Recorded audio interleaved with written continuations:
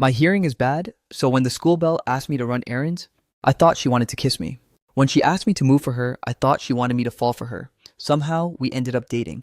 Later, I accidentally overheard her whispering to her friend at a bar about how dating a deaf guy was torture. I wasn't having it, so I pushed the door open and asked her if she was looking for 4 male models. I told her I'd found a sugar mommy too and said we should break up. I left before she could explain, and just like that, we split up in a blur. Fast forward 7 years. I took my younger brother to the hospital for a blood transfusion and unexpectedly ran into her. She's now an ER doctor. She glanced at Xiaoqing by my side and said, "Your son really looks a lot like you." Xiaoqing wrinkled his nose and was about to speak, but I stopped him with a look. Under Xiaoqing's confused gaze, I smiled and said, "Yeah, my son is 6 years old." Song Yun-in froze for a second. "You'd take such a small child to a place like that? Does his mom not care?" I pursed my lips. After she left, he asked me with a complex look if I had left him back then just to start a new life with this kid's mother. After saying that, he turned and left immediately. I stood there blankly, watching his back disappear. It felt like a giant boulder was pressing on my chest, making it hard to breathe. At that moment, Xiaoqing, who had been watching me, suddenly grabbed my wrist tightly and said worriedly that my nose was bleeding again.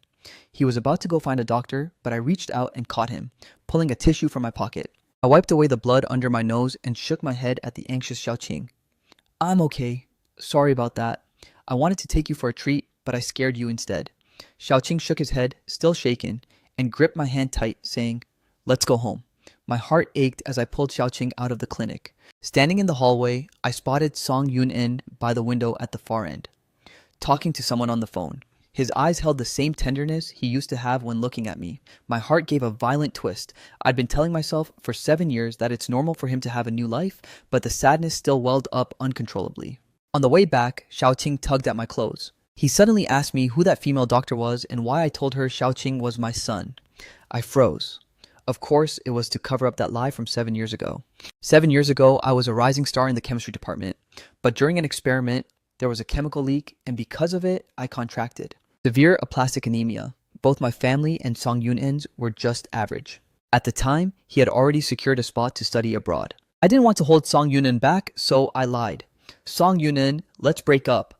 I found someone better." Even now, I clearly remember how his eyes turned red instantly. I felt a warm sensation under my nose again, so I just plugged it with a tissue. "That was an old friend of mine. If you ever run into this doctor again, call me Dad in front of her." Xiaoqing didn't understand, but agreed to the doctor's request, sounding a bit aggrieved. "Just yesterday, my primary doctor told me that based on my current condition, I have less than 2 months to live." I took Xiaoqing home. I had just taken my medicine when I heard my phone ring. I took a look. It was a friend request. I hesitated for a moment before hitting accept. As soon as I did, a message popped up. He found me through a referral and asked about my rates. I clicked on his profile picture and looked at it for a long time. I swallowed the refusal I was about to type and finally replied, "After this job, I'm quitting. I'll do yours for free." In all these years, I've never worked for free, but that silhouette looked so much like Song Yun-in. I couldn't say no. The man sent back a message of surprise. Tomorrow, he's taking his fiancée for a wedding dress fitting. He asked if I had time to do the makeup. I thought about it and replied, "Yes." The other side sent an address, Shiyuan Bridal Shop in the city center. Maybe because I saw Song Yun-in, I didn't sleep well that night. After dropping Xiaoqing off at kindergarten, I brought my makeup kit to Shiyuan Bridal. Standing outside the shop, I dizzily remembered dating Song Yun-in. He would hold my hand tight as we looked at that beautiful wedding dress in the window, telling me he'd definitely wear it and be my most beautiful bride. I pushed open the shop door. I suppressed the sudden surge of bitterness. The voice of the groom-to-be, Su Jin-huai, came through. I looked toward the source of the sound. I froze instantly. He looked so much like the classmate who was with me during the lab accident. In that accident, that male classmate died, and I was the lucky survivor. I was just about to ask, when I was interrupted by a weary voice. I looked at the elegant figure following behind Su Jin-huai. It was Song Yun-in. She was wearing a pure white wedding dress, looking exactly like the bride in my dream wedding. Su Jin-huai walked up to me, and that's when it hit me. Song Yun-in was actually the bride for this job. I forced out a bitter smile. Su Jin-huai had an outgoing personality. His mouth didn't stop once while I was doing his makeup, until he asked me if it wasn't too hot to be wearing long sleeves and pants in this weather. Behind us, Song Yun-in, who was waiting on the sofa, looked over again. Our eyes met in the mirror, but this time her gaze was only cold. She was probably worried I'd say something to ruin her relationship with Su Jin-huai. I subconsciously pulled my sleeves down. Because of my illness, My limbs were covered in large patches of bruising. I feigned nonchalance. Had a little accident yesterday, just covering the scars.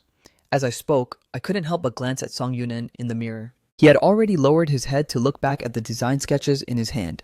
I gave a self-mocking smile. This is fine. This makeup session can be my wedding gift to her. After finishing the makeup, Su Jinhua stood up and walked over to Song Yun-in, saying he finally matched her better. Song Yun-in looked up, her expression softening instantly, and said Su Jinhua was already handsome. I bowed my head, pretending to pack my makeup. My hands and feet felt ice cold, and my heart wouldn't stop shivering. I don't know how long I stood there before a well-maintained woman walked in. Jinhua. How are the wedding photos coming along? When she saw me, the woman's expression changed instantly. She rushed straight at me and slapped me across the face. She screamed that I was the murderer who killed Jinzhou. My face felt like it was on fire, and my ears were ringing. Jinzhou was the one who didn't make it out of the lab. It turned out today's groom was his younger brother.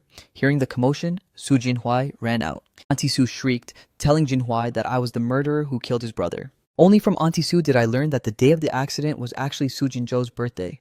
I wanted to explain that the chemical leak was an accident. But when I looked up, I locked eyes with Song Yunin, standing behind Su Jinhua. It felt like someone was choking me. I couldn't make a single sound. With a cold expression, Song Yunin told Jinhua to find another makeup artist. Back when the lab accident happened, I didn't explain anything to him because I didn't want to drag him down. Now that things have reached this point, there's even less reason to speak. I dug my nails into my palms to barely steady my nerves. Mr. Su, I'm sorry about today. I bowed, grabbed my makeup kit, and ran out of the shop. I walked forward blindly. She had already looked down, back to the style catalog in her hands. The phone in my pocket rang out of nowhere. It was actually a call from Su Jinhua. He apologized for his mother. He told me I didn't need to feel guilty about what happened 7 years ago. Su Jinhua was as gentle as his brother. For over 7 years, in my midnight dreams, I always wondered, if I had grabbed Jinzhou while he was still trying to save the data as I ran out, would he have survived? Later, because of that accident, I developed aplastic anemia. I felt like this was karma for my survival. He hoped I could attend their wedding. Su Jinhua hung up and I fell silent. It fell silent. Because I didn't even know if I could last until then. In the afternoon, I picked up Xiaoqing. Just as we reached the alley entrance, I saw Song Yunin standing under the shade of a tree. I subconsciously squeezed Xiaoqing's hand. Xiaoqing remembered what I told him. He looked up at me. Dad? Song Yunin turned her head at the sound. Her furrowed brow seemed to hold an unerasable sorrow. I stammered, What are you doing here? Song Yunin stopped about a meter away from me. She told me to refuse being Jinhua's wedding makeup artist. She asked how Auntie Su would react if I showed up. Jinhua had already lost one loved one, and she told me I couldn't ruin his wedding too. Her words shattered what little dignity I had left. My throat started itching again. I swallowed hard several times to barely suppress it. Okay, I won't show up. Song Yunin glanced at Xiaoqing, who was hugging my leg, and her gaze finally landed on my forearm. Her frown deepened. She asked me if the divorce was because the woman was abusive. My heart skipped a beat. I realized that somehow my right sleeve had slipped, revealing a large area of dark purple bruising. Song Yunin said Su Jinhua was kind. But isn't she the same? Two kind people really are a match made in heaven. I didn't explain. This was my own choice. Song Yunin gave a cold sneer. Then I guess you're getting what you deserve. After saying that, she turned and left. My heart felt like it was soaking in seawater, unbearably bitter. After today, Song Yunin and I might never see each other again. A sharp pain shot through my heart. I couldn't hold back the itch in my throat anymore and coughed. My mouth was instantly flooded with the taste of iron. Xiaoqing quickly pulled me home. He poured a glass of water for me to rinse my mouth. I took the cup and heard him say, Brother, tomorrow is the day for the transfusion. I froze for a second, then pulled Xiaoqing into a hug. Xiaoqing, do you blame me?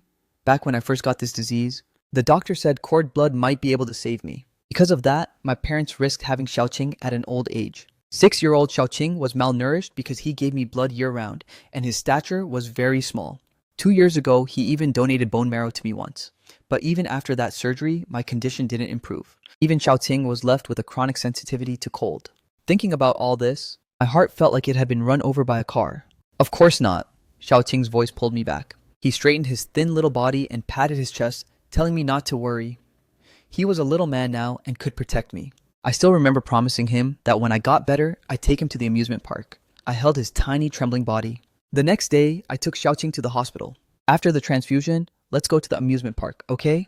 The worry on Xiaoqing's face faded a bit. I rubbed his head. Just as I was about to speak, I ran straight into Song Yunin coming off her shift. I finally remembered. Song Yunin is now the new ER doctor at this hospital. We both tacitly remained silent. We were about to pass each other when Song Yunin caught sight of my neck. She stopped in her tracks. Thinking about the red spots I saw in the mirror before leaving, I raised my hand to cover my neck. Isn't it normal to get mosquito bites in this weather? If you care this much, I'll think you still have feelings for me. I think it's better if we stay strangers. After all, I don't want to ruin things for you and Su Jinhua. Xiao Qing's mom is also begging me to get back together. I heard the sound of Song Yunin grinding her teeth. It's fine. I'm rotting away bit by bit. Song Yunin still has a bright future ahead. This time, I led Xiao Qing away from the hematology department first. I went to my primary doctor's office. He had been staring at my test results in silence for a long time. I studied chemistry, so I knew exactly what those pitifully low numbers meant. Yet, I could actually still smile. I comforted him and said, "Doctor, thank you for all the effort you've put into my life over these 7 years. Don't be sad. It's almost time for relief. I'm actually quite happy. I wish you happiness too." I tucked the test results away. I went to the room next door. Through the small window in the door, I saw Xiao Qing holding out his thin arm, telling the nurse to take more blood. But I knew Xiao Qing was terrified of needles. My forced smile shattered. I couldn't stop my eyes from tearing up. Fearing Xiao Qing would see, I quickly left the doorway. In the stairwell, the smell of smoke made it hard to keep my eyes open. But right now, this was the only place I could hide to silently vent the emotions I'd suppressed for so long. Auntie Sue was right. It would have been better if I was the one who died in that accident. That way, Auntie Sue and Su Jinhua wouldn't have lost a loved one. My dad wouldn't have had to work himself to death on a construction site. My mom wouldn't have had to go around borrowing money from relatives, only to die in a car accident on the way back to our hometown. Xiao Qing wouldn't have to live in fear every day, always ready to give me blood. Me being dead is better for everyone. My only worry was Xiao Qing. Thinking this, I dialed a number on my phone. "Hello? This is Shu Yuyang. I asked you to help me look into a reliable orphanage earlier. Any news?" Just as I finished speaking, the stairwell door in front of me was pushed open. Song Yun-en, still in her ER scrubs, walked right in. She glanced back at the wall. He saw the sign for the hematology department and glanced at Xiao Qing, who had just come out of the blood room. Finally, his gaze, sharp as ice, landed on me. He said with fury that no illness was untreatable, but cheating a child was a crime. I knew Song Yunin had misunderstood. He thought Xiao Qing was the one who was sick. I blinked my stinging eyes and tried my best to act cold. "Song Yunin, this is my business. It's none of yours." Song Yunin laughed out of pure anger. Without another word, he turned and left. I watched his back greedily, digging my nails into my palms. To stop myself from chasing after him, I went back to the ward. After the transfusion, I rejected the doctor's suggestion to stay in the hospital, but my body hurt with every step. I ultimately broke my promise. I couldn't take Xiao Qing to the amusement park. The next day, after sending Xiao Qing to school, I went to the suburban cemetery alone. A staff member followed me and asked who I was choosing a plot for. For myself. As I spoke, I stopped before 2 tombstones. My parents' photos on them were a bit faded, but their gentle gazes seemed to cross through time and space to land on me, just as they did when they were still alive. I crouched down and placed a fresh bouquet of daisies before them. I swept away the fallen leaves on the gravestones. "Mom, Dad, I'm here to see you again. I didn't bring Xiao Qing this time because I wanted to talk to you privately. I'm sorry, I really can't hold on anymore." In front of the tombstones, I rubbed my blurry eyes, but when I opened them, I still couldn't see clearly. I realized then that it was because of poor blood supply to my eyes. I forced a smile. "Mom, Dad, I'm sorry, I can't take care of Xiao Qing anymore. I'll apologize to you in person when I join you. You love me most, so you'll definitely come to pick me up, right?" After saying that, I used the tombstone for support to stand up. Then I pointed to the plot next to my parents and said to the staff member who had been following me, "Let's go with that spot. I'll pay extra, but I'll have to trouble you to handle my funeral. I don't have many friends and there's no need for a big ceremony. Just bury me right here. Also, regarding my younger brother, please arrange some counseling for him." Mentioning Xiao Qing, my eyes gradually turned red again. The staff member noted down my request and left. I looked at the remaining bouquet of sunflowers in my arms and walked in another direction. There was one more person to say goodbye to, Jinzhou, who died in that accident, but I didn't expect to run into Song Yunin and Su Jinhua again at his grave.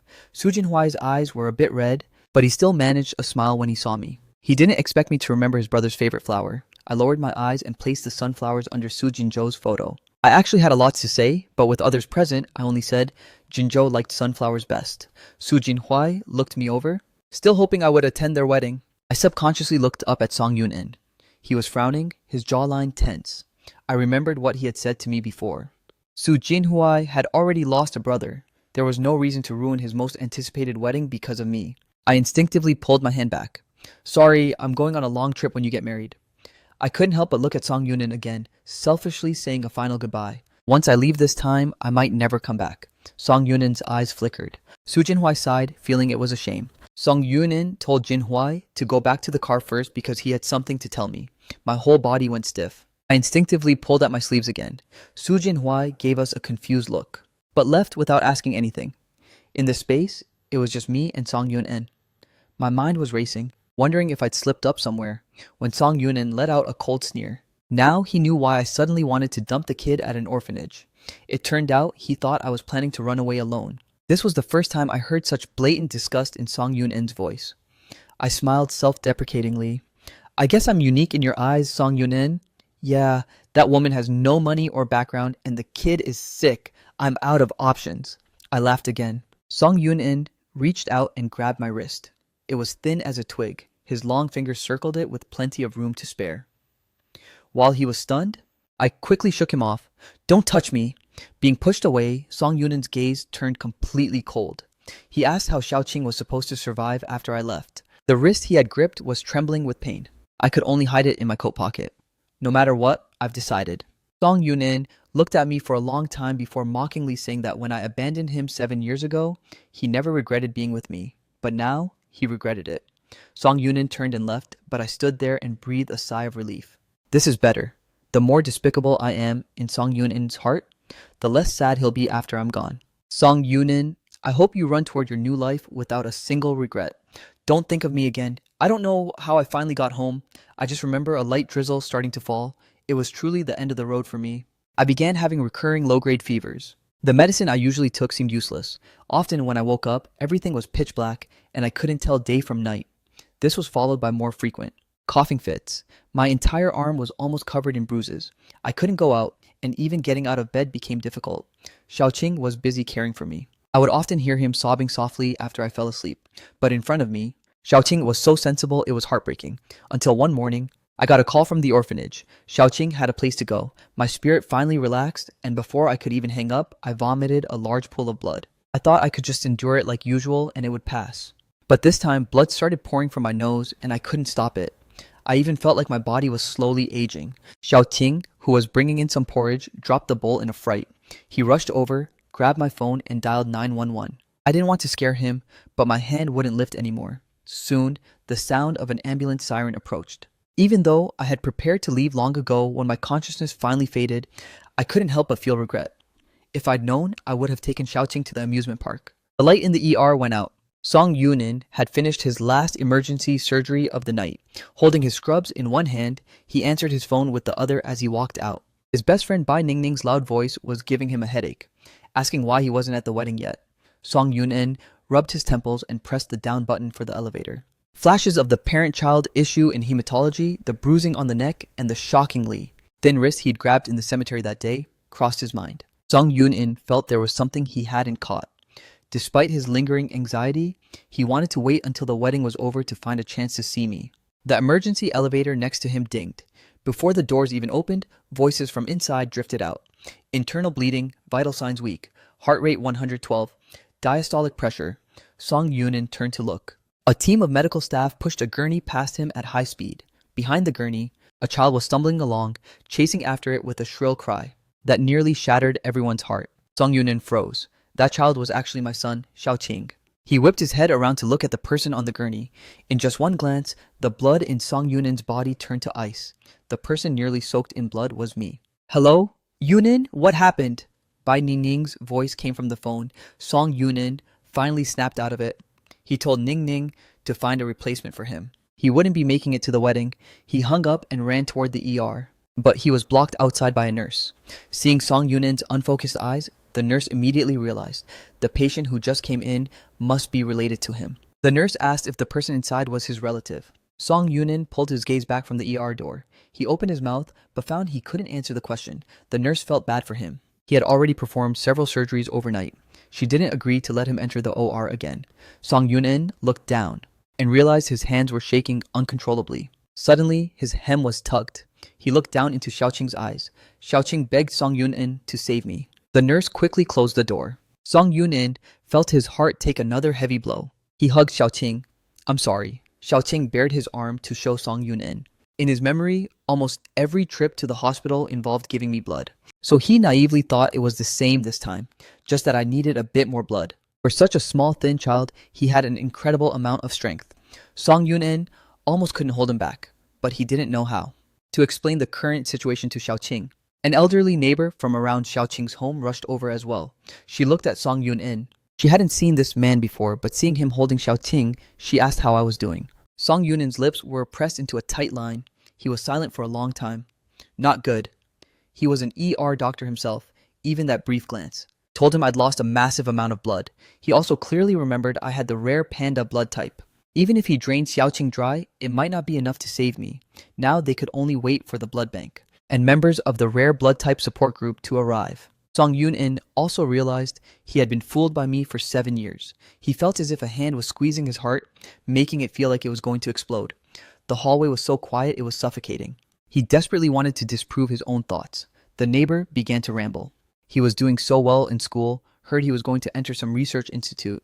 What a shame an accident happened. He was on leave at home for a while. Later, his spirit finally improved and he was ready to go back. But then they found some aplastic anemia. I watched his face turn whiter by the day.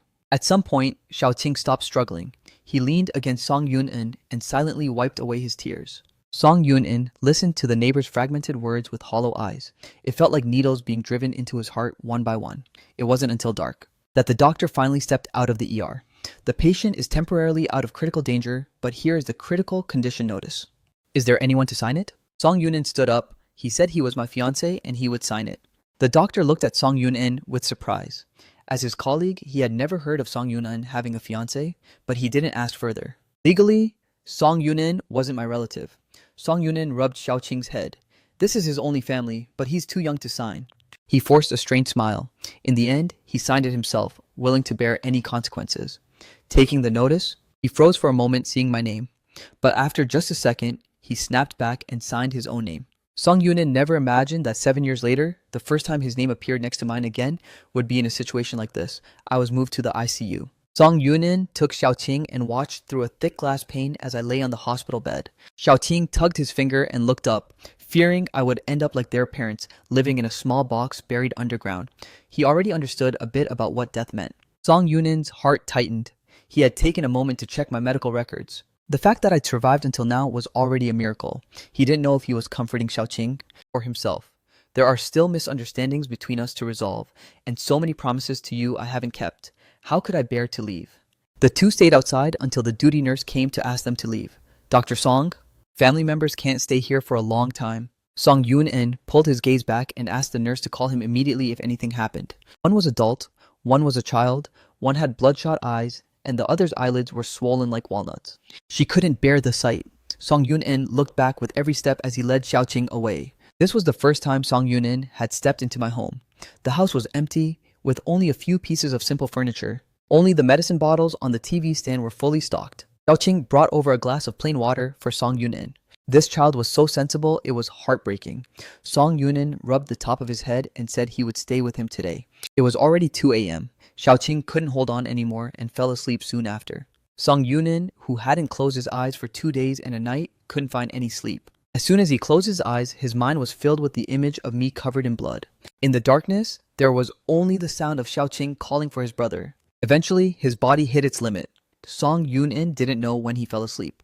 It was around 5 a.m. when his phone suddenly rang. He practically bolted upright from the bed. The nurse on the other end told him I hadn't woken up yet, but had regained a bit of consciousness. I was saying something now and asked if he wanted to listen. Song Yun-in said yes without hesitation. My voice was far too faint. Even with the volume at maximum, Song Yun-in could only hear a few blurred syllables, but he still managed to make it out. Xiaoqing, amusement park. Song Yun-in turned to look at the sleeping Xiaoqing beside him, only to find he had already woken up at some point. He was crying again, saying that I'd promised to take him to the amusement park when I got better. Song Yun-in felt his heart instantly soften. Without even thinking, he decided to take Xiaoqing to the amusement park the next day. He told me that he'd finished the task I was so worried about. My faint voice came through the phone receiver again. But this time, no matter how hard Song Yunin tried to listen, he could only barely make out the sound of song. He felt as if his throat were being squeezed. He couldn't make a sound. He didn't know if I was thinking of him at that moment or if that song was me calling his name. Knowing me, he wouldn't like the words I left unsaid. Like me choosing to break up after finding out I was sick, or lying about having a child when we met again, and even wishing him a happy marriage. My goal in doing all this was simply not to ruin his future, but the more I did that, the more complex his feelings became. Distressed and angry, yet ultimately helpless. Early the next morning, Song Yunin took Xiaoqing to the amusement park. They held hands and went on all the rides, took countless photos, and then rushed back to the hospital without stopping. Putting on isolation masks and shoe covers, they came over to wash and disinfect their hands. The nurse explained the precautions and led them inside. Without the glass barrier, the face was even clearer. Song Yunin stopped, suddenly afraid to step forward. Xiaoqing stopped as well. In this unfamiliar environment, he was terrified of making a mistake and only dared to cling tightly to Song Yunin's leg. After several deep breaths, Song Yunin finally stepped forward to the bedside. Xiaoqing instinctively wanted to reach out and hold my hand, but Song Yunin pulled him back. Xiaoqing, just stand here and talk. Xiaoqing, who had barely managed to hold back his tears, instantly broke down again. He tried his best to suppress his sniffing, fearing I might hear him. In a cheerful voice, he told me that he went to the amusement park today. It was fun, the carousel was great, and the cotton candy was delicious. He wanted to say more, but his throat was trembling too hard for words. Song Yunin placed his warm palm on the boy's head. Xiaoqing really did have a great time. They lied in unison. After a long silence, Song Yunin finally spoke. Shu Yuyang. He called my name and told me that Jinhuai's bride was actually his best friend. He only stood in for a while because the original groom couldn't make it back in time. He also knew about my relationship with Xiaoqing. Song Yunin caught a glimpse of a tear sliding from the corner of my eye. Under the oxygen mask, my lips moved. Song Yunin leaned down close. This time, he heard it clearly. I was saying, I'm sorry. Song Yunin's eyes instantly turned red. He said he forgave me, that he loved me. The heart monitor suddenly let out a long, unprompted drone. Everyone in the ICU rushed over immediately.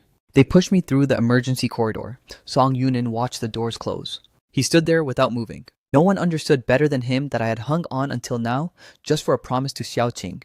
Now that he had fulfilled it for me, I didn't have to struggle in pain anymore. Just as Song Yunin expected, I didn't make it through the resuscitation this time. Even though he had prepared himself, seeing me pushed out under a white sheet made Song Yunin's world spin. Xiaoqing broke free from his hand and threw himself onto me, crying heart-wrenchingly. Song Yunin wanted to step forward too, but his legs felt rooted to the spot. He couldn't move an inch. Song Yunin, your ice cream got on my clothes. Song Yunin, I wish you a happy marriage. Song Yunin, this is my own choice.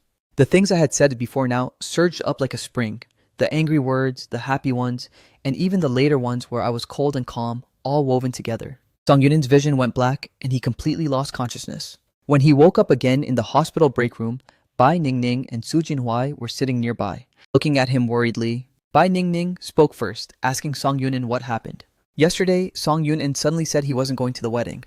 She thought it was just because of a critical emergency patient, but she didn't expect to hear that Song Yunin had collapsed today. Su Jinhuai nudged Bai Ningning, telling her to stop asking. Though he didn't know the exact relationship between Song Yunin and me, he had felt the tension when they met. He just politely refrained from prying. There was no light in Song Yunin's eyes as he asked, I heard that when people die, the last sense to go is hearing. Is that true? Bai Ningning frowned, being factual. I haven't seen any literature on that yet. Song Yunin closed his eyes again. He hoped it was true. He hoped I had heard what he said back then. But then he worried.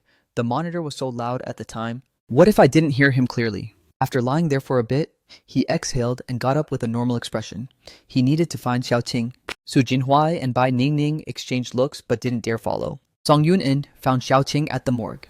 Standing next to Xiaoqing was a man in a black suit.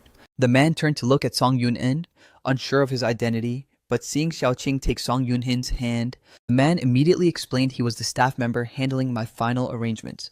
He showed Song Yunin the records. No memorial service, just direct cremation and burial at the plot I had chosen. All I wanted was a bouquet of sunflowers. Song Yunin looked down at the man's notebook and gave a hollow laugh. So that time at the cemetery, I was actually picking out my own grave. That long trip I mentioned was my way of saying goodbye. No friends, and even at death, I didn't plan on telling him. Song Yunin told the staff member to let him handle everything. The man glanced at him but said nothing. Song Yunin very calmly sent me to be cremated, then buried me next to my parents, covering the grave with sunflowers. Xiaoqing followed him in black clothes, not saying a single word throughout. A light drizzle began to fall again. Song Yun-in took Xiaoqing home and ran into a stranger at the Xu family's door. The woman showed her ID. She was the director of Yuan orphanage, here to pick up a child. Song Yun-in remembered that I had indeed contacted an orphanage. He looked at Xiaoqing, who had his head down, and told the director that Xiaoqing would be staying with him. The woman looked at him with a suspicious gaze, scanning Song Yun-in several times. She said it didn't follow regulations. The child has no living relatives. I had entrusted him to the orphanage before I died, so she couldn't let Song Yun-in take him. Song Yun-in couldn't find words to object. He couldn't even prove his connection to Xiaoqing. The woman didn't look back. She leaned down and told Xiaoqing to pack his things and follow her. Xiaoqing opened the door with his head down. Song Yun-in followed him inside, watching helplessly as Xiaoqing stuffed his things into a small backpack. Finally, Xiaoqing handed a phone to Song Yun-in. He said I didn't have much, so he was leaving this phone for him. Xiaoqing had seen Song Yun-in's photo on this phone before, which is why he dared to follow him these past few days. I was gone now, so Song Yun-in needed something to remember me by, like the watch I used to wear in his bag.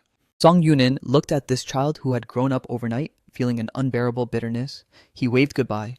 Then he watched as the boy left with the orphanage director. Looking at the completely empty room, Song Yun-in felt a huge hole in his heart. He unlocked his phone and called Jinhua, asking him to Photoshop him out of the amusement park photos and put me in his place. So Jinhua was confused and said he didn't have any photos of me. Song Yun-in closed his eyes, remembering the photos from 7 years ago. He had kept everything related to me. Jinhua said he'd get it done as soon as possible and hung up. Song Yun-in sat alone in that house until nightfall before locking up and leaving. Back at his own home, when he was completely alone, he finally broke down in tears. Finally, he remembered the phone Xiaoqing had left for him. Health and peace was written on my phone case. His heart felt another sharp jab. Reaching for the phone, he realized Xiaoqing hadn't given him the password, but he instinctively entered 6 digits. 151,008. The date we got together. It unlocked successfully. Song Yun-in's fingers froze. He was afraid he wouldn't find anything about him on this phone, or afraid of seeing secrets he never knew. After hesitating for ages, he finally decided to check the phone. The home screen was clean, as if this person had no form of entertainment, but he clearly remembered how I used to love sharing my life online. Whenever I finished a successful experiment, ate a piece of delicious cake, or watched a good movie, I would share it. Song Yun-in gripped the front of his shirt and tapped on the voice memos in the recent apps. He checked the date. Today was August 7th, and the recording started from July 15th. The day we met at the cemetery, there was a recording for every day since. July 15th, 2025, 22:31. Feeling a bit unwell, seems like another fever. I think I had a nightmare. But I don't remember it now that I'm awake. What does death feel like? Honestly, I'm pretty scared. But thinking about the other world, where someone is waiting for me, I guess I'm not that afraid. It's so bright outside. I wonder what the moon looks like tonight. Too bad I can't see clearly. Sigh. Saw Song Yun-in again today, at Jinzhou's grave. He was with Jinhua. They look so good together. A perfect match. Honestly, I'm pretty jealous, but as long as they're happy, it's fine. I just said whatever came to mind, without much logic. The last part was a faint sigh. Song Yun-in, every time we meet must be one of the last. Too bad I couldn't see your face clearly today. Song Yun-in felt like a tide was swallowing him. He couldn't breathe, and his heart felt like it was being ground on sandpaper. July 16th, 2025, 8:12. Lived another day. Great. Xiaoqing didn't want to go to school. They say kids are the most sensitive. Does he know something? Too bad my fever hasn't broken. Otherwise, I'd go to the amusement park with him. He's never been. Not going out today. I probably won't run into Song Yun-in again. Song Yun-in fell asleep at some point. When he woke up again, he was standing in a school. On the bulletin board nearby, the results of the chemistry competition were posted. Song Yun-in stared at the first place winner, my photo. Back when I won first place in that competition, I was a junior and he had come to the school to find a high school classmate. One look at my smile on the board and he was captivated. A few guys' voices came from nearby. It's teacher Chen's class again. His class is the most boring. I don't even dare sneak a look at my phone. The familiar dialogue was like a floating anchor, pinning Song Yun-in to the spot. Until the next second, a voice etched into his soul rang out. Stop complaining. Class is about to start. We'd better hurry. Song Yun-in turned his head, stiff all over, to see a few guys with their arms around each other's shoulders, walking toward the teaching building. The guy on the far right had his head turned. His profile was sharp, and the sunlight hitting my face made it glow unrealistically. Song Yun-in's pupils shrank as he blurted out, Shu Yu Yang. I paused. looking in his direction with confusion. I stared at Song Yoon-in's face for 2 seconds. I didn't recognize this girl calling my name. The real first time we met was one afternoon. After my class, Song Yoon-in was playing badminton with a high school classmate. When I passed by, the birdie happened to hit me right on the shoulder. Now, that hadn't happened yet. Song Yoon-in bit his lip. The thrill of getting back what he lost was impossible to suppress. But he reacted quickly, pointing to the board behind him. "Is this you?" I looked at the smile on his face.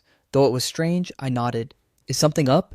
At that moment, Song Yoon-in got nervous again. He fumbled several times before pulling out his phone. "Can I get your contact info?" My roommates immediately burst into laughter. I didn't think much of it, but with them laughing like that, my face started turning red. I quickly left my account handle on Song Yoon-in's phone and turned to leave. Gotta go. We're gonna be late for class." My roommate said my reaction was weird. I think so too. It's not like no one's ever asked for my contact before. Why did I get shy this time? But damn, that one was a real looker. They teased me as I picked up the pace, walking forward with my head down. Song Yoon-in watched my back. The excitement in his heart faded, leaving only bitterness. Only when my figure was completely swallowed by the crowd did he snap out of it. He looked at the number I'd left on his phone. It was the same number he had always known by heart. Just then, a hand patted his shoulder. "You're early. Let's go to the court." Song Yoon-in followed without hesitation, because he knew our next meeting would be at that court. Only this time, Song Yoon-in couldn't find the energy to play badminton. He seemed completely distracted. His friend nudged him. "What's up with you today? You're totally out of it." Song Yoon-in bit his lip and shook his head, his eyes fixed on one direction. "Why do you keep looking over there? Looking for a boyfriend?" Before Song Yoon-in could speak, my figure appeared in his line of sight. Just like in his memory, a birdie flew straight toward me. "Watch out!" Before I even appeared, Song Yoon-in was already running toward me. "Are you okay?" I squinted my eyes. "I'm fine, thanks. I haven't asked your name yet." Just as Song Yoon-in was about to answer, a blinding white light suddenly erupted from my body. Song Yoon-in instinctively closed his eyes, and the surroundings suddenly became deathly silent. He felt a force pulling him back rapidly, and then he felt weightless, as if falling into a bottomless abyss. Song Yoon-in didn't know how much effort it took for him to open his eyes again. But there was no me in his sight, only the snowy white ceiling and the faint glow of the chandelier. It was already broad daylight outside. The phone beside him was still playing the recording. I've been dreaming about Yoon-in a lot lately. Calculating the time, his wedding with Jinhwa is coming up soon. There was a long silence in the audio. Then my next sentence softly played, Song Yoon-in. We were fated to meet, but not to stay together in this life. In the next life. Before the sentence finished, the phone screen suddenly went black. Song Yoon-in checked. The phone had run out of battery and shut down. He bit his lip and lay back down on the sofa, staring blankly at the chandelier. Last night was just a dream. But everything in it felt so real. He didn't know how much time passed like that. Urgent pounding came from the entryway. Bai Ningning's voice rang out. Yoon-in, are you home? Song Yoon-in made a sound, and the person on the sofa finally moved. He slowly got up and opened the door. Bai Ningning's hand almost slapped Song Yoon-in's face. She looked at Song Yoon-in's bloodshot eyes, then back at him, momentarily speechless. Song Yoon-in glanced at her. What? Bai Ningning finally snapped out of it. Song Yoon-in hadn't gone to work and couldn't be reached, so she came to see what was wrong. She asked why he was hiding at home and why it took so long to open the door. Song Yoon-in lowered his gaze. Phone died. His voice was incredibly raspy, but his tone didn't sound unusual. But having been his friend for so many years, Bai Ningning knew him too well. Song Yoon-in was definitely not as calm as he appeared. Bai Ningning wanted to say something but couldn't find the words. She could only watch as Song Yoon-in took clean clothes and went into the bathroom. She and Song Yoon-in had met abroad. Back then, Song Yoon-in was like a walking corpse with no soul. He lived a repetitive life, dorm, classroom, cafeteria. If no one spoke to him, he remained silent. Bai Ningning was his roommate. At first, they were just nodding acquaintances. Later, she noticed Song Yoon-in always sitting at his desk, staring blankly at his phone. Curious, she leaned over to sneak a peek. On the screen was a photo with a red background. The boy in the photo looked about 20, with bright eyes and a sunny smile. She teased him. Is that a crush? Song Yoon-in, who usually had no expression, looked up at her seriously for the first time and said, He's my boyfriend. Bai Ningning just thought he was being stubborn and saving face. After all, since she met him, he never mentioned a partner. Besides, after being abroad so long, how could he not even make a phone call to his partner? But Song Yoon-in's expression was terrifying, so she didn't dare say more. So she always knew Song Yoon-in had a boy he loved deeply. It was just an unspoken secret they never brought up again. Over time, Song Yoon-in gradually became more normal. But now, Bai Ningning felt. Song Yunin was about to revert to how he was when they first met. As she was thinking, Song Yunin came out from his shower, his features looking weary. He asked Bai Ningning if she believed in parallel universes. Bai Ningning was stunned. Why ask that? Song Yunin's lips moved slightly, but finally he just shook his head. Never mind. Bai Ningning felt something was wrong. After they arrived at the hospital, Song Yunin calmly entered the ER. Bai Ningning worriedly grabbed him. He forced a faint smile and replied, "I'm fine. An ex-boyfriend I broke up with 7 years ago died. It's nothing to be sad about." After saying that, he turned and left. But Bai Ningning felt uneasy. She knew exactly what kind of person Song Yunin was. If he could just find her to go out drinking and get wasted, she'd be much more relieved than she was now. Song Yunin was just talking tough. She was supposed to be on her honeymoon, but because of Song Yunin's stay, she and Su Jinhuai had cancelled it. She waited outside the ER. In less than half an hour, a nurse ran out calling for Bai Ningning, saying Song Yunin's condition wasn't right. Ignoring everything else, Bai Ningning rushed straight in. Song Yunin was being helped out of the OR, his blue scrubs stained with blood. His face was pale, his eyes hollow, and his hands were shaking so much he couldn't even hold a scalpel. Bai Ningning hurried forward and told the nurse to take Song Yunin down to rest. Bai Ningning would take over the surgery. Song Yunin was placed in the break room. He leaned against the wall, his chaotic emotions finally stabilizing. Then he left the room and headed to the director's office to tell him he wanted to resign. The gray-haired director looked up. Why resign? Song Yunin stood before the desk, his lifeless eyes staring at the director. Yeah. The director stood up and gestured for him to sit on the sofa. You finally came back from your studies abroad and joined the hospital.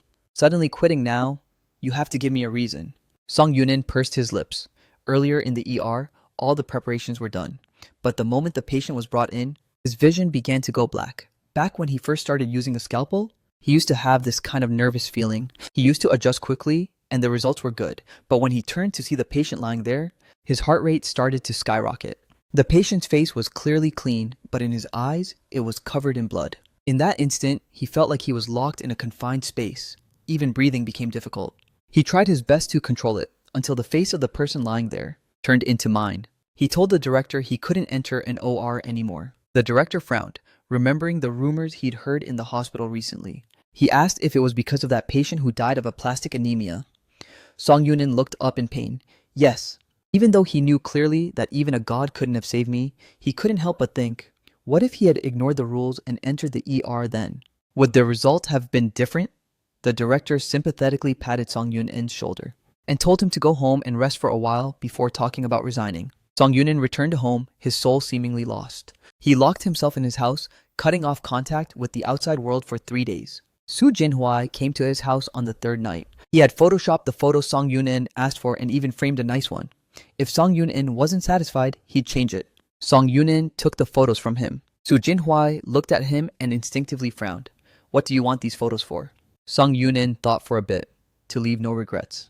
Su Jinhuai didn't understand, but he didn't press. He just sat there quietly watching him. He didn't know how much time passed. Song Yunin, who had been staring at my photo, finally pulled his gaze away. As if suddenly coming back to life, he went to the kitchen. Su Jinhuai watched him cook a bowl of noodles. After eating, he started cleaning the house. He cleaned every nook and cranny very seriously. Su Jinhuai looked at the little boy in the photo and suddenly understood. He asked Song Yunin if he was going to take the child back. Song Yunin's movement of wiping the TV stand paused. Even if it didn't fit the regulations, he would try his best to bring Xiaoqing back. He thought about how Xiaoqing had suffered enough in the past 6 years.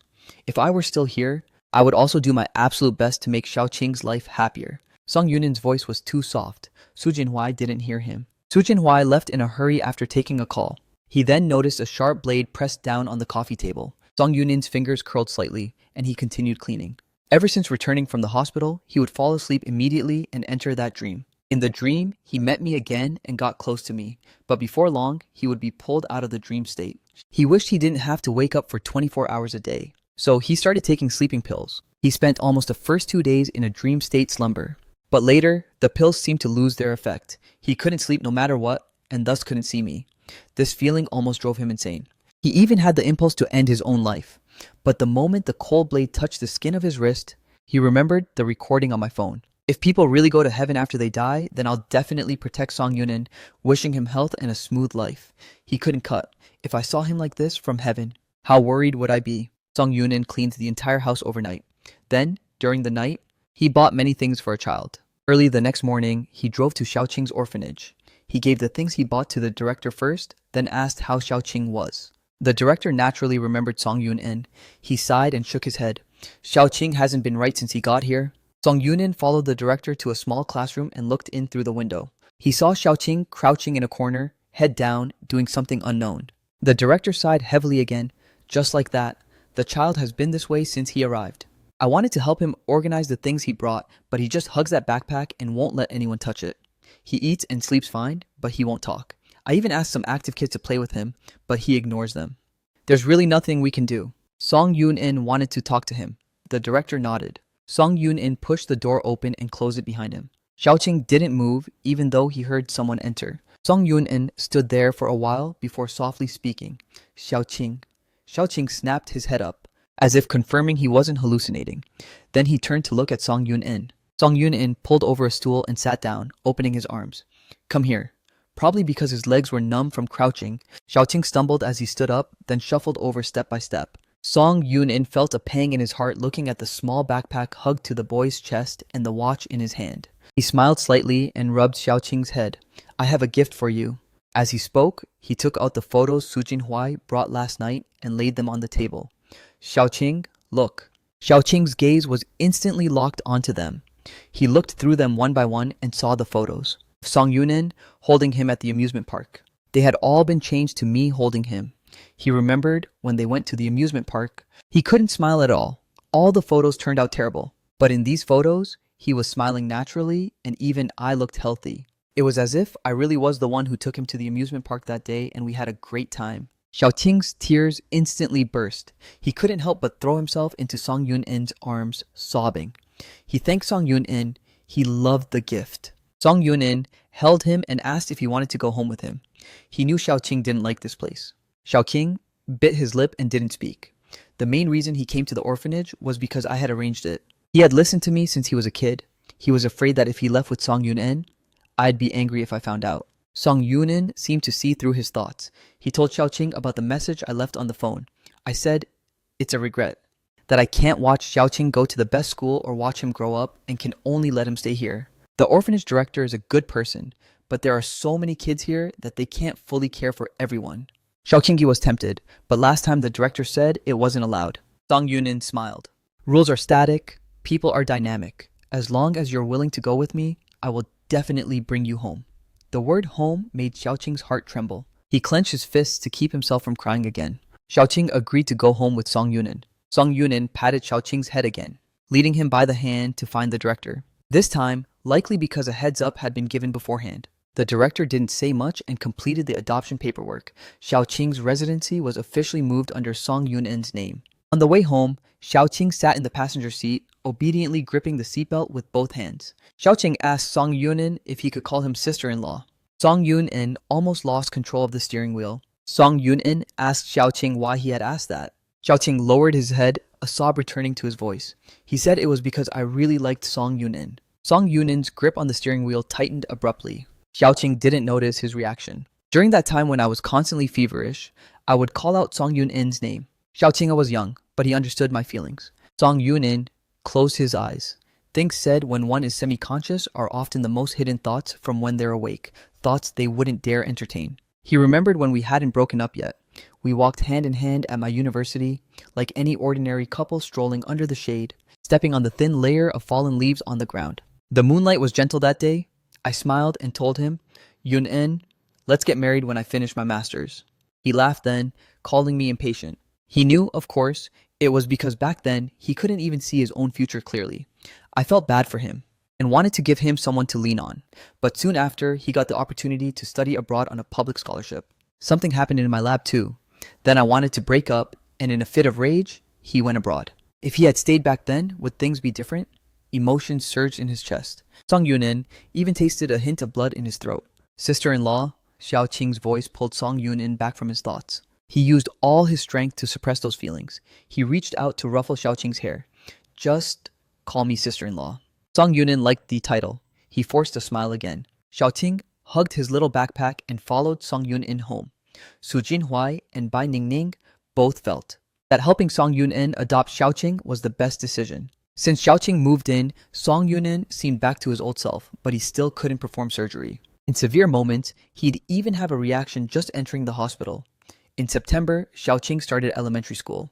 During the day, the house became empty again. The drawn curtains kept the light in the house very dim. Song Yunin sat on the sofa, tearing off his daily mask of calm, leaving only a hollow, dead look in his eyes. He opened the phone I left behind and replayed my words. Those recordings were meant for him, just so he could keep living. Rubbing his face hard, Song Yunin grabbed his car keys and headed out. Half an hour later, he pushed open a white carved door. Shen Shu. Song Yunin was here for a consultation. The woman called Shen Shu put down her watering can. Seeing it was Song Yunin, she greeted him and got him a drink. She and Song Yunin were high school classmates. Though they went to different colleges, they were in the same city. Shen Shu was a psychology major. Song Yunin used to joke about seeing her. His consultations were usually just long chats about anything and everything. Song Yunin shed the gentle mask he usually wore and told Shen Shu he wasn't joking. Shen Shu finally looked at Song Yunin's face seriously. With just one look, she grabbed her white coat hanging nearby and entered the treatment room. The treatment room was brightly lit and spacious. Song Yunin and Shen Shu sat face to face. Even now, in the state of complete relaxation, the corners of his mouth still held a fake smile. Shen Shu's brow furrowed instantly. What happened? A scrambled Rubik's Cube sat on the desk. Song Yunin took the cube and turned it unconsciously. Su Yuyang is dead. Shen Shu's hands, clasped in front of her, tightened significantly. No one knew Song Yunin and my past better than her. After all, Song Yunin used to use the excuse of visiting her to go through a lot of trouble just to get close to me. Even though their contact had lessened in recent years, she knew how important I was in Song Yunin's heart. She paused for a moment, softly asking Song Yunin what he was thinking now. Song Yunin didn't look up. He asked the same question he'd asked by Ning Ning. He looked at Shen Shu. Do parallel universes really exist? Shen Shu stared at Song Yunin. Maybe they do. Maybe some people are living well in another dimension. Song Yunin's fingers turning the Rubik's Cube stopped abruptly. Song Yunin stood frozen. After an unknown amount of time, he looked up at Shen Shu. She had brought a cup of warm water over. Song Yunin organized his dreams and gave a clear account of what happened. Everything in the dreams felt too real. He became agitated as he spoke. Shen Shu asked if he still dreamed of me. The expression on Song Yunin's face instantly became blank. He shook his head. Dreaming of you was right after you died. Because of the sleeping pill abuse during that time, he later couldn't sleep at all. He tried adjusting his schedule, but even after it became normal, he rarely dreamed when he slept. It felt like as time passed, I was completely leaving his life. He felt panicked by this. Dreams were the only way he could see me again. If he didn't even have the right to dream of me, Shen Shu felt Song Yunin was going to go crazy. Song Yunin said he needed to dream. He wanted to see me. Even if it was just in a dream, he wanted to be with me for a lifetime. Shen Shu took a sharp breath, feeling this case was going to be difficult. As she was thinking, Song Yunin spoke again. Is it very difficult? Shen Shu nodded directly. A case like Song Yunin's, if continued long-term, could develop into a dissociative disorder. As a psychologist, her job was to help him out of his current predicament, not let him fall deeper. Song Yunin sighed in disappointment. He placed the solved Rubik's Cube back on the table, insisting on being with me in his dreams. Shen Shu stared at him. Song Yunin gave a nonchalant smile. It was unbelievable that such an illness would appear in him. Shen Shu shook her head with a sigh and prescribed some medicine for Song Yunin, telling him they'd see the effects later. Song Yunin didn't say anything else and left with the medicine. After getting home, Song Yunin hid the medicine in his room, not wanting Xiaoqing to know. Then he went to pick up Xiaoqing from school.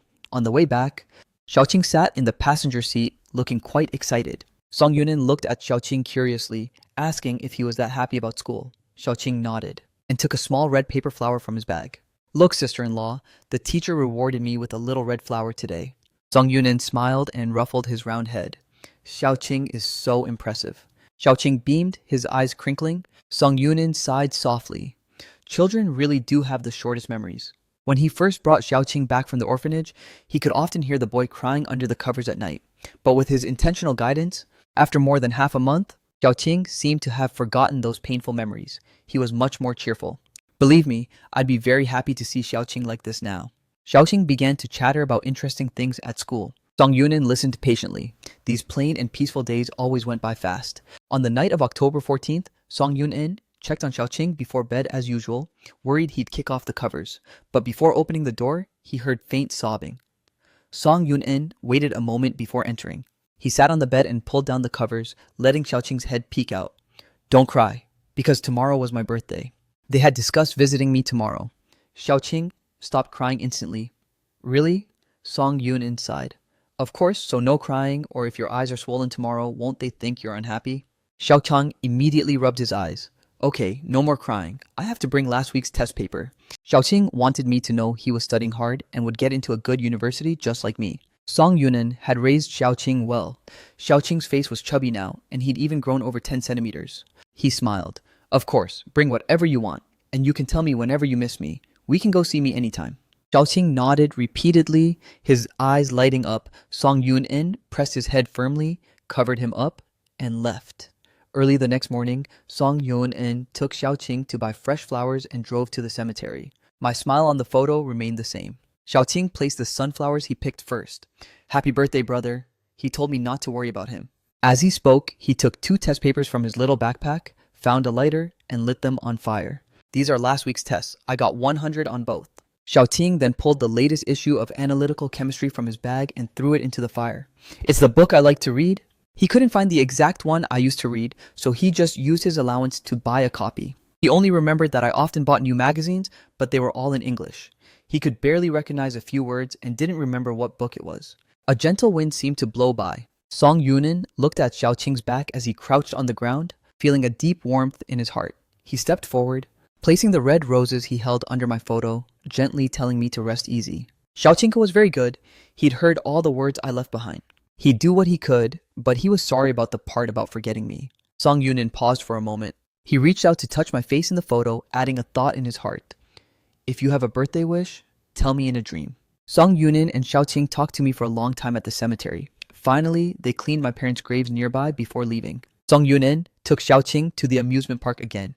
This time, no one was crying. When taking photos, Xiaoqing stood by Song Yunin and intentionally raised his right hand to show the black watch on his wrist. Song Yunin saw all these little gestures but said nothing. At the end of October, Song Yunin went to Shenshu's clinic again, asking her to hypnotize him. Shenshu took a deep breath. Go wait in the treatment room. As she spoke, she turned and went into another room. Unsure of what she was preparing, Song Yunin went to the treatment room alone and lay on the recliner Shenshu used for hypnosis. He looked at the white ceiling, desperately suppressing the anticipation in his heart. After a while, Shenshu walked in and the room was filled with a fragrance.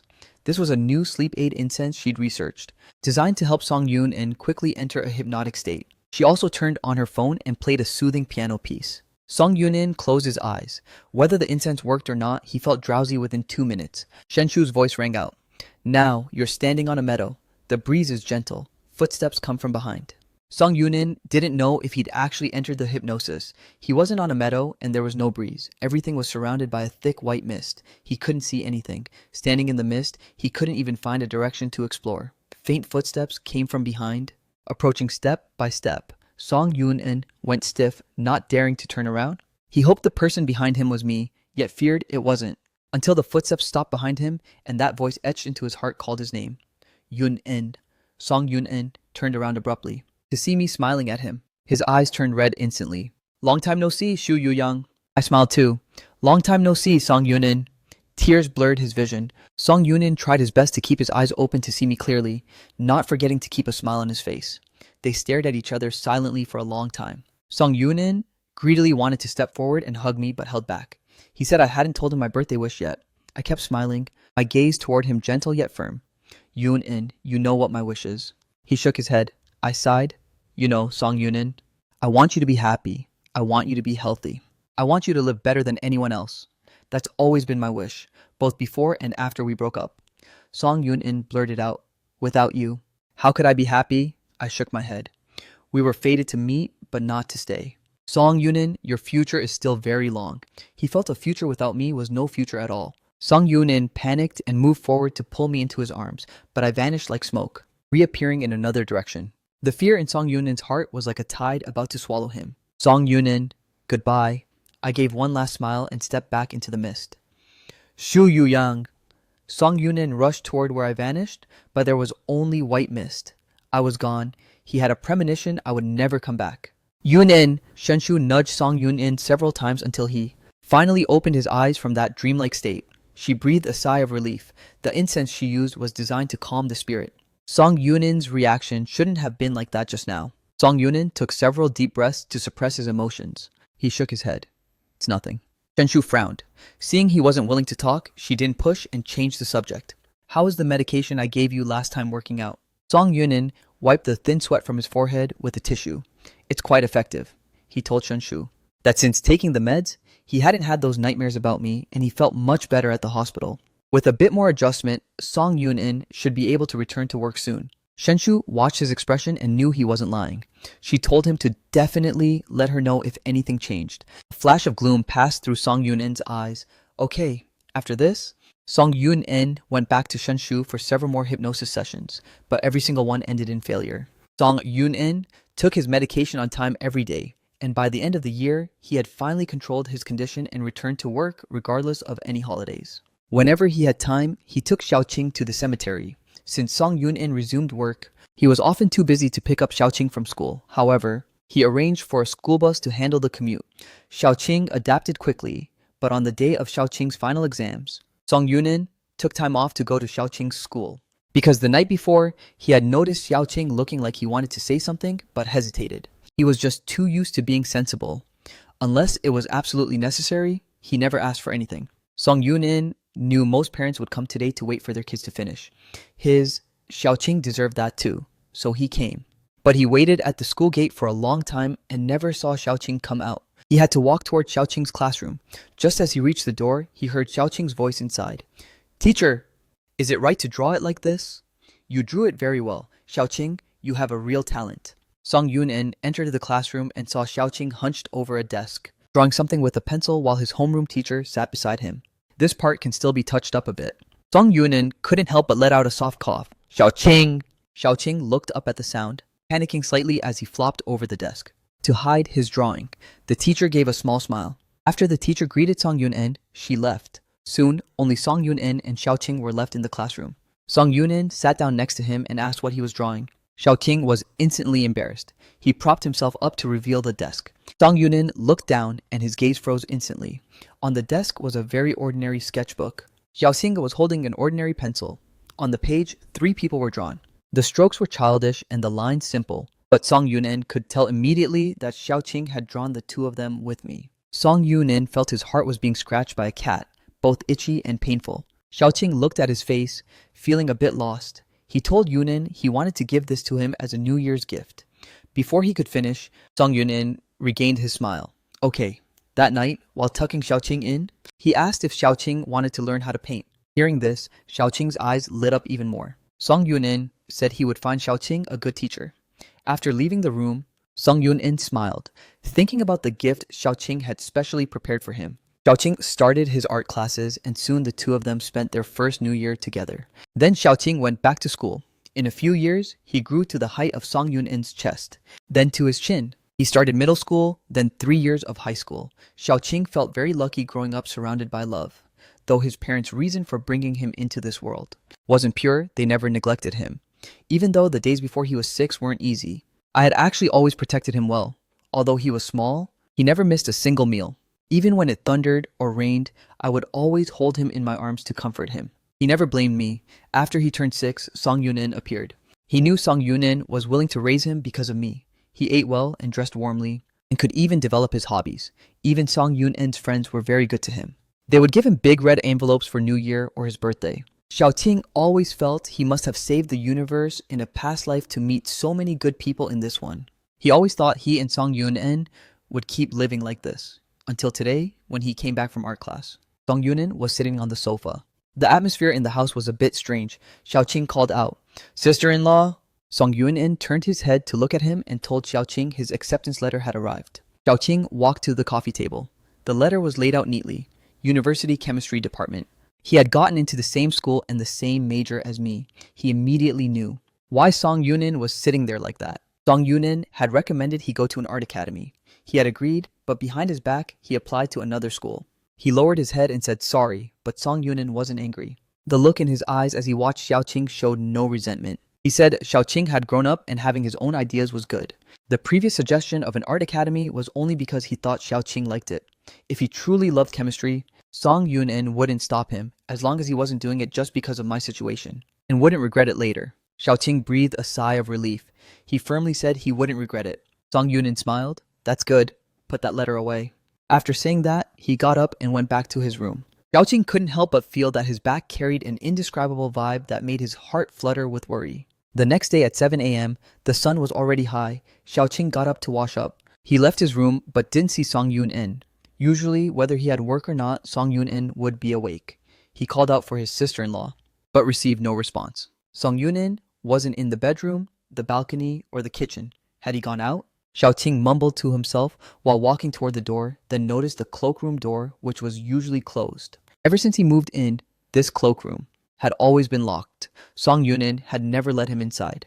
Thinking about the weird behavior of the last 2 days, Xiaoqing's heart began to panic for no reason. A faint scent of blood seemed to drift through the air. He slowly reached out and pushed open the cloakroom door. What met his eyes was a room full of red roses. On the wall hung a small painting of the family portrait he had drawn during their first New Year together. Sister-in-law? No one answered. He frowned and walked deeper, seeing that among the layers of roses next to a wedding dress lay a person. Sister-in-law! Xiaoqing rushed over to help him up and saw Song Yoon-in's left hand was tightly clutching a velvet ring box. On his right wrist was a deep wound. Bright red blood had stained the white hem of the wedding dress. Xiaoqing immediately pulled out his phone to call an ambulance, but before he could unlock it, his wrist was grabbed by Song Yoon-in. Don't!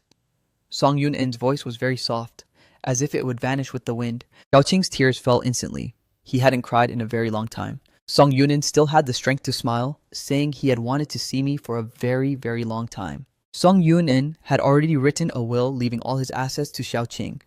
He told Xiaoqing to take good care of himself after he was gone. He thanked Xiaoqing for staying with him all these years, otherwise he wouldn't have made it. Song Yoon-in's gaze fixed on a point in the void and gradually began to lose focus. Xiaoqing watched as his furrowed brow smoothed out bit by bit. Before he could utter his last word, the light in Song Yoon-in's eyes vanished completely. He closed his eyes and moved no more. Xiaoqing felt as if his heart had been struck by a heavy hammer. The pain made him want to wail, but in the end, he could only bite his lip hard. Not a single sound escaped.